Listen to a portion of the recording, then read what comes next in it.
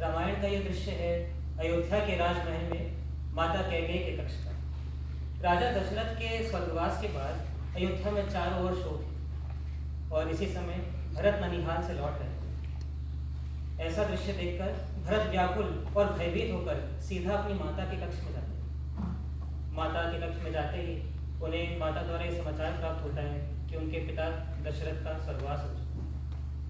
भरत ये सुनकर उनका हृदय विदीर्ण हो जाता है, उनका शरीर थर्रा उठता है, वे अपने आप को संभाल नहीं पाते। इसी दृश्य को आज हम देखते हैं कि कैसे राम भक्त भरत और माता कैकेयी का ये तीक्ष्ण संवाद आगे प्रगति को प्राप्त करता है।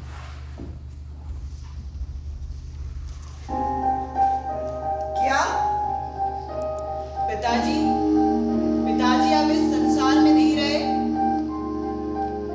मैं अभागा उनके अंतिम दर्शन भी न कर सका।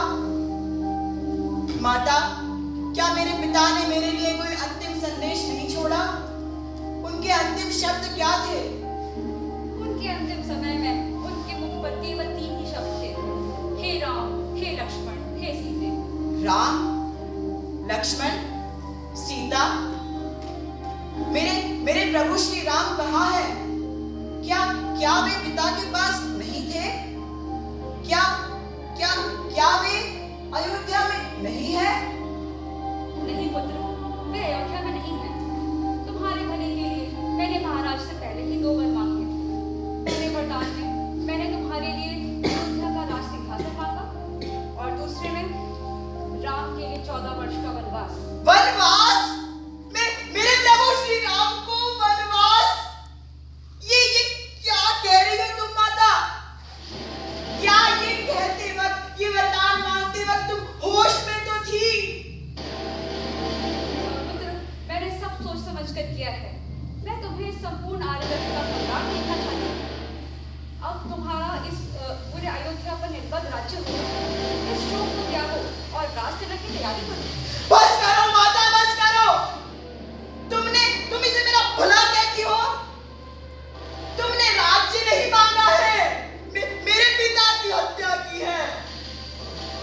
तुमने इस रघुकुल पर, पवित्र रघुकुल पर ऐसा कलंक लगाया है जो युगों युगों तक नहीं मिटेगा, युगों युगों तक नहीं मिटेगा।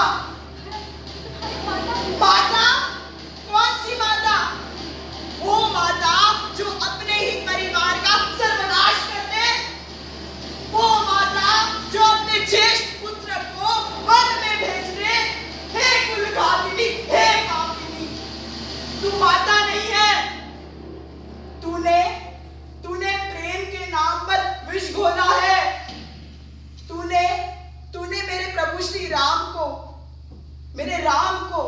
मेरे से भ्राता नहीं है मेरे राम, वे मेरे प्रभु है।